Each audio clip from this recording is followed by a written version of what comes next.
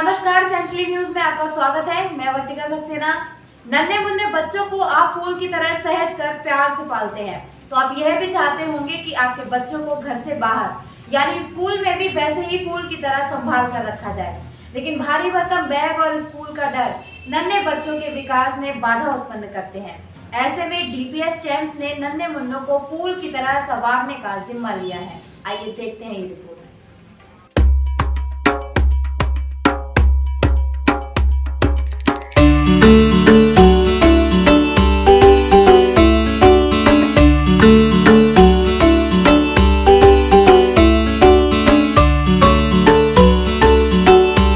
छोटे छोटे बच्चों को ज्ञान के साथ साथ प्यार दुलार देने का जो जिम्मा डीपीएस चैम्प्स ने उठाया है, उसके न केवल दूरगामी सुखद परिणाम सामने होंगे बल्कि दूसरे शिक्षण संस्थानों के लिए प्रेरणादायी होंगे।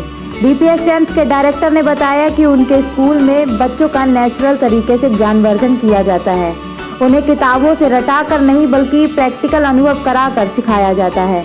डायरेक्टर अवंती कुमार तिवारी ने बताया कि उनके विद्यालय में किताबों का ढेर बच्चों पर नहीं लादा जाता है बल्कि मंथली बुक्स हैं।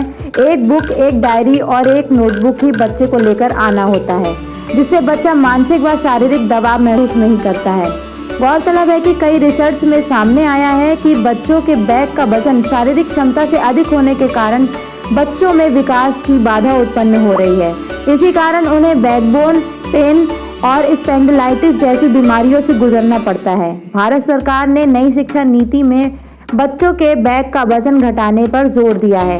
डीपीएस चैम्प्स की इन्हीं विशेषताओं के कारण आज इस शिक्षण संस्थान के भारत में 40 से अधिक विद्यालय अल्प समय में ही स्थापित हो चुके हैं।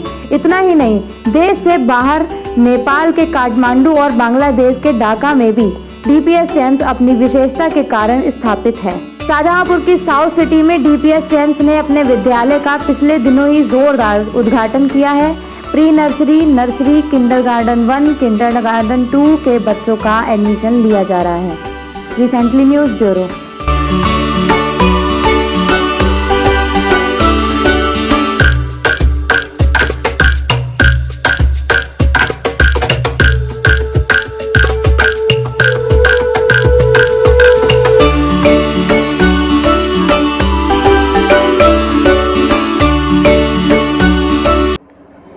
शाहजहांपुर के साउथ सिटी में डीपीएस चैम्प नाम से एक स्कूल का आज शुभारंभ हुआ है और इस समय मेरे साथ मौजूद हैं इस स्कूल के डायरेक्टर अवंती कुमार तिवारी जी।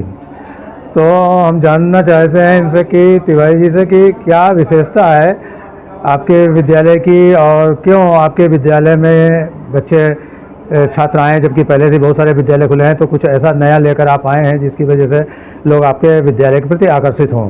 तो अवंती जी, आपका बहुत बहुत स्वागत है मेरे चैनल में। जी बहुत बहुत धन्यवाद। क्यों आपके विद्यालय में, आपने मतलब इतने सारे विद्यालय चल रहे हैं ऑलरेडी, आपके ही विद्यालय में बच्चे क्यों आए? सर, हमारी मेन फोकस जो अभी बहुत से विद्यालय चल रहे हैं जो वो लेके नहीं चल रहे थे, तो हम थोड़ा सा अलग यूएसपी लेके आए हैं।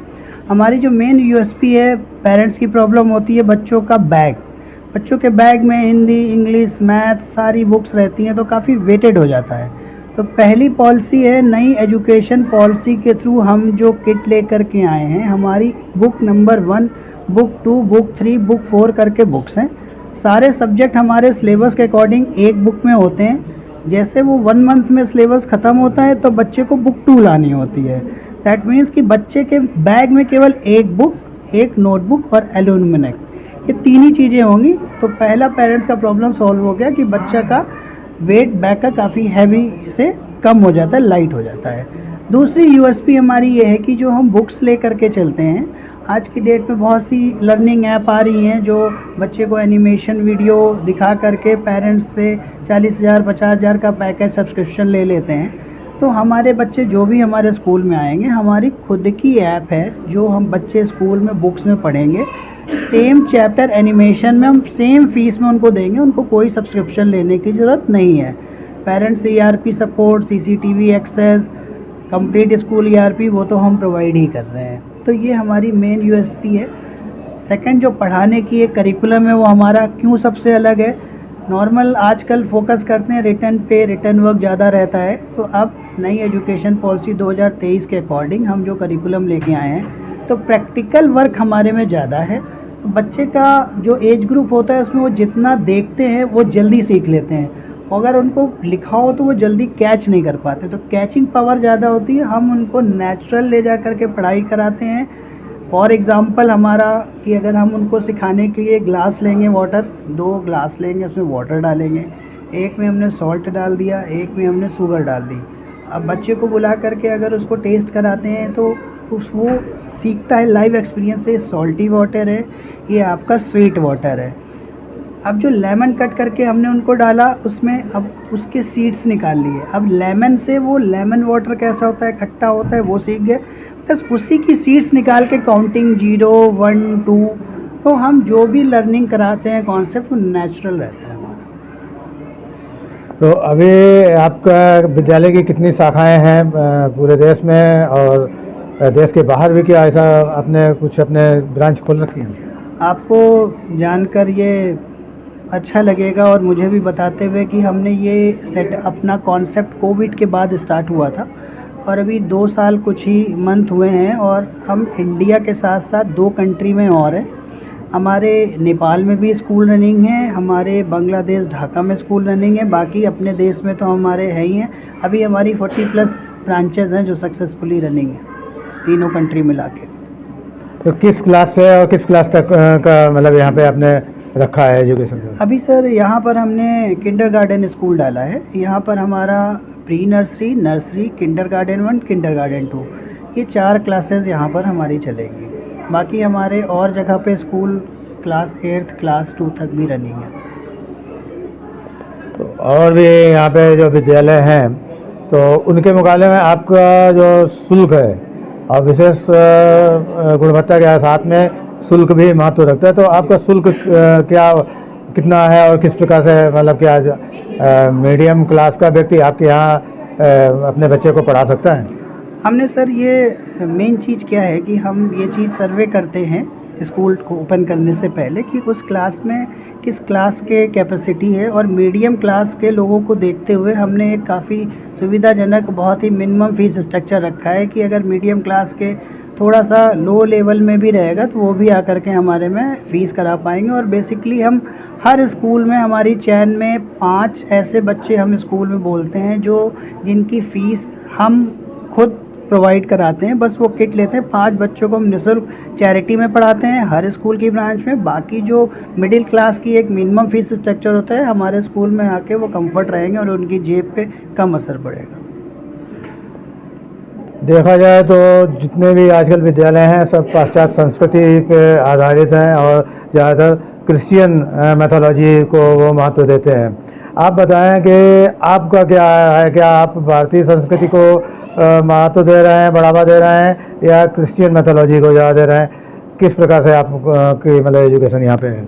हमारा सर जो कॉन्सेप्ट है हम भारतीय संस्कृति को लेके चल रहे हैं और अभी किसी भी जैसे आपने बोला प्री स्कूल में क्रिश्चियन मैथोलॉजी को लेके चल रहे हैं, बट हमारा एक पहला स्कूल है कि हम नर्सरी से ही संस्कृत में हमने खुद डिज़ाइन किया है। जो हमारे संस्कृत के काफ़ी अच्छे फिलासफर और करिकुलम हेड हैं, तो हम नर्सरी से ही थोड़े थोड़े वर्ड जैसे मंत्र हैं, आपका जो भी हमारे उच्चारण होते हैं, ये हम अभी छोटे बच्चों को सिखाना गायत्री मंत्र ये स्टार्ट कर देते हैं। तो हम भारतीय संस्कृत को बिल्कुल लेके हर स्कूल में चल रहे हैं। खेल कूद के लिए क्या व्यवस्था है बच्चों को? किस प्रकार से आप मतलब जो है शारीरिक उनको इन्वॉल्व कर पाएंगे? सर हमने पहली बात अपनी बताई यूएसपी है कि हम नेचुरल मेथड से पढ़ाते हैं। हर वीक में हमारा एक आउटडोर होता है गेम, हम कहीं पार्क ले जाते हैं, वहाँ से कॉन्सेप्ट उनको बताते हैं कि वो क्या सीख सकते हैं। हम उनको जू लेके जाते हैं, हम उनको बाहर की आउटिंग कराते हैं। और प्लस आप साइट में भी देख रहे हैं हमारे बाहर पार्क भी है। हमारे मॉन्टेसरी इक्विपमेंट जो भी सबसे अच्छे चल रहे हैं जिससे बच्चे प्रैक्टिस करके सीख सकें, वो सारी सुविधाएं बच्चों के लिए, जिससे उनकी जो भी डेवलपमेंट है वो उनका काफ़ी स्ट्रॉन्ग होगा। बौद्धिक विकास के लिए क्या मतलब जो है आप ऐसा करते हैं जिससे कि आपको मतलब ये लगे कि हाँ बच्चों में एक ज्ञान हासिल करने की क्षमता विकसित होती है? हमारा बौद्धिक विकास के लिए सर कि हम उनको जानकारी के लिए कुछ हमारे ऐसे इक्विपमेंट्स हैं जो ज्ञानवर्धक, जैसे शेप्स हैं, पजल्स हैं, जिनको उनको थोड़ा सा सोचना पड़े उस चीज़ को करने के लिए कॉन्सेप्ट है। कई हमारे स्टोरीज़ हैं, टेलिंग स्टोरीज़, जिनको हम लेके आए हैं, वो बच्चों को स्टेप बाय स्टेप दिखाते हैं, कनेक्ट करते हैं, फिर वो सॉल्व करते हैं। तो उससे उनके माइंड पे थोड़ा सा वो सोचते हैं असर पड़ता है, और फिर फील करके जब वो खुद अपने थ्रू वो चीज़ सक्सेसफुली डेवलप कर लेते हैं तो उनको काफ़ी अच्छा लगता है, और उससे उनका काफ़ी ज़्यादा बौद्धिक विकास होता है।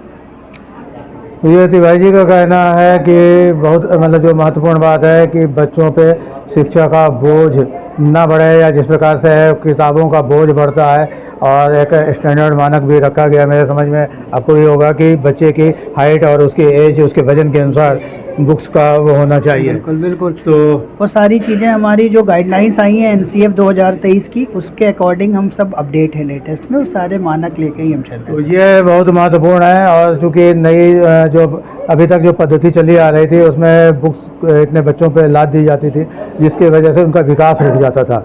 तो ये एक नया इन्होंने ये प्रयोग किया है और ये निश्चय ही प्रशंसनीय है। हम इनको बधाई देते हैं और उम्मीद करते हैं कि ये विद्यालय जो है सफलता के आयाम को प्राप्त करें।